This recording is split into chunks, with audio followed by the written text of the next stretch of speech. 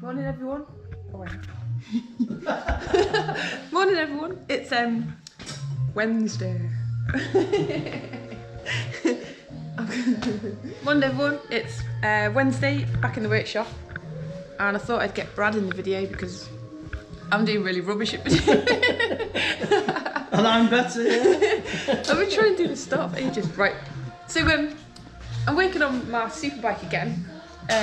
So just explanation, this is my CBR1000RR, so it's a Honda, and I raced it in the British Superbike Championship in 2012, 2013 and 2014.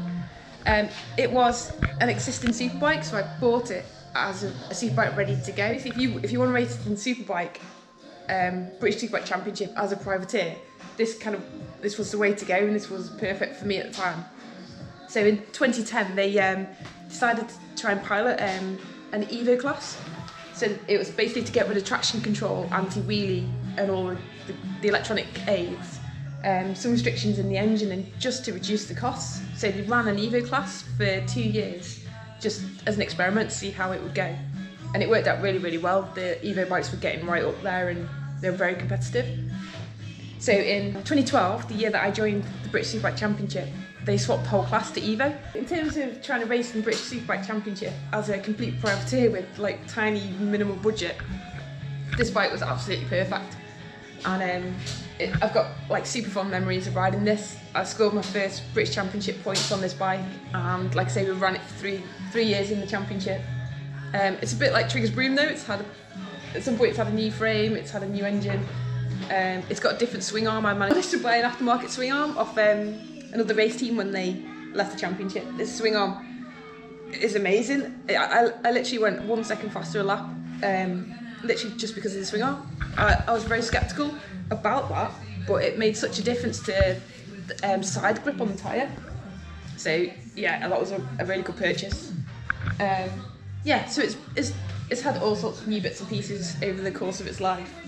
And since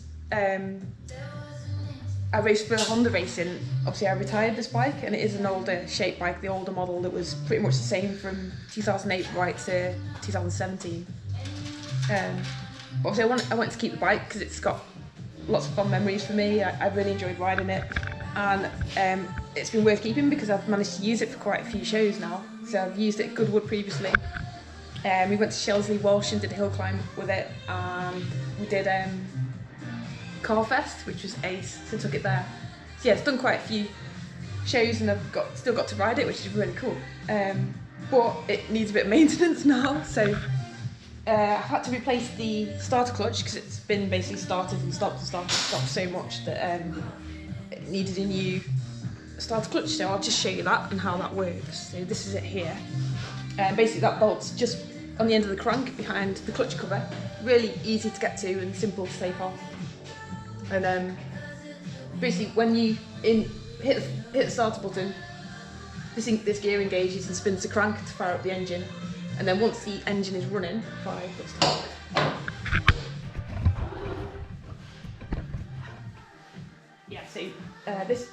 this gear engages and spins the engine to fire up, and then once the engine is engaged, so the centre is actually on the crank, so the crank is now spinning. So this spins without the rear gear engaged. So that's basically how that works. It's got a one-way clutch inside. So yeah, after time, the roller bearings in there just wear, and there's a little bit of wear on the gear itself. I don't know if you can see that, but there's a bit of wear on there anyway. So that's replaced. It's replaced with a second-hand one to keep costs down, and obviously being a bike that's been out there for many years, there's loads of spares, so I just bought a second-hand starter clutch off eBay. And I've done the fork seals, so they basically started leaking. So fork seals are done. I'm going to change the front pads because they're a bit contaminated with oil from the forks leaking. I've cleaned out the calipers, so these are all nice and clean again. Yeah, so I'll just carry on prepping the bike. So I can't remember if I said, but I'm prepping this for Goodwood Festival Speed. So luckily enough it's happening this year, which is really, really cool. So I'm just getting the bike ready, it's only about 3 weeks away. So I've done, like I say, fork seals, calipers, put the radiator back on because that was taken off and flushed over the winter. Needed new grips, so I fitted some new grips, just using standard Honda grips because they're as good as any. They're really, really good grips. And I've just used normal impact glue, and then I'll lock wire them on just as double security to make sure that they don't go anywhere. I fitted a new battery because the bike had been stood for a while over the winter, so I've got a new battery fitted. I've still gone for like lithium battery, even though I'm not racing it. I've just put another lithium battery on anyway because you can save so much weight over a standard battery. Standard battery is about 2.1 kilo.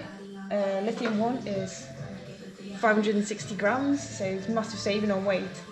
And because I've got a race subframe on it, if I can save some weight, obviously there's quite a bit of weight here, so I don't really want to add any weight to that. So yeah, I've gone back for a lithium battery, so that's done.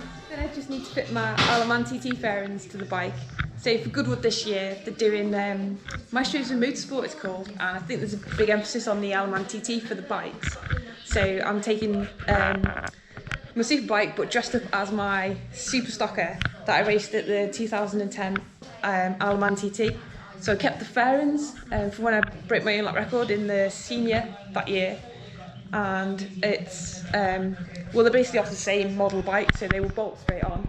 They are. I've got to get them down because they're up there.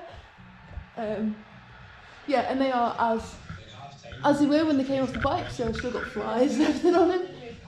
It was really cool just to keep my fairings as a memento of what I did. I'm really, really proud of what I did, and yeah, so I'll drag them fairings down from there and get them bolted onto the bike, and then it'll be pretty representative of my TT bike, which is quite cool really because it's my super bike underneath but with my TT fairings on, and they both mean a lot to me and they're very special. So yes, that's what I'll do. I'll get it all done and all back together, get the tank back on, tank cover on, and show you it all done. Yeah, hopefully ready to go for Goodwood. Oh, and I've got to swap I need to swap the back tyre for a wet. So just to explain why we do that is we're not allowed to be timed at Goodwood just because it's a hill climb, and it's actually quite slippery because there's lots of dirt, people crossing the track, and the weather can change. And yeah, for us bikes, it's actually quite dangerous if we try to do a proper sprint to get a lap time. So we just parade. So we have no tyre warmers or anything like that. So for us, from the start to the finish, we're better going on wets. The wets generate heat really quickly, but we're not running long enough for it to overheat. So I'm just going to swap that for a wet. I've already got a wet on the front, ready to go. Yeah, and then it'll all be done. So I'll show you it all done in a minute.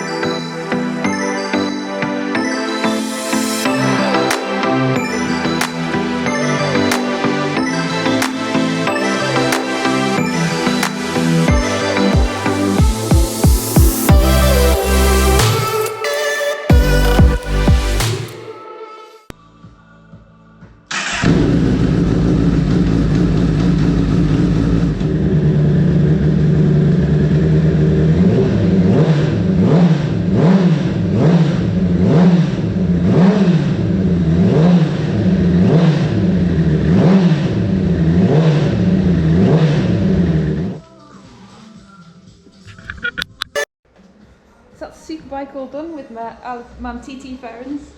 Chuffed, it's really cool to get it all done and ready for Goodwood. So yeah, made up, brilliant. It's nice to have it all ready and not be panicking last minute to get it ready. So I'm going to get that off the ramp and get back on my Super Stocker now and try and get that finished. So that's the next job. Cool.